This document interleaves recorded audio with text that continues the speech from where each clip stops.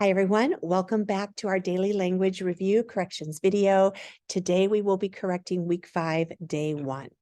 So numbers 1 and 2, write the sentences correctly. One way to be smartier is to get a good night's sleep. So right away, you should have smartier pop out at you, and it should be smarter. So one way to be smarter is to get a good night's sleep. And if you notice, sleep belongs to night. And so you need an apostrophe in between the T and the S to say that that belongs to the night. The sleep belongs to the night. And then finally, we need a period at the end. Now, let me double check that we didn't miss any corrections. One way to be smarter is to get a good night's sleep. That is perfect. So now don't forget your capital O at the beginning of your sentence. One way to be smarter is to get a good night's sleep, period. And don't forget that period at the end. I always dislike when a student forgets the small detail of putting a period at the end and we have to mark the whole sentence as incorrect. Number 2, when you have slept well, you learn new information more easier. Ooh, lots and lots of errors. Well, let's fix this first one. The past tense version of sleep is actually slept, S-L-E-P-T.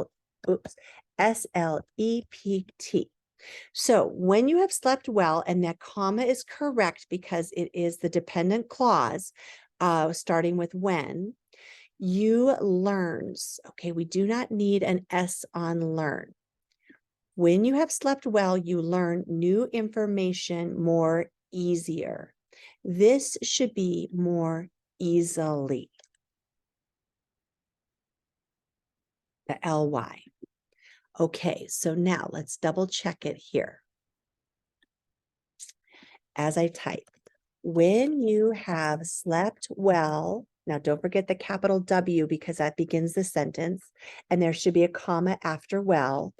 You learn new information more easily. Perfect.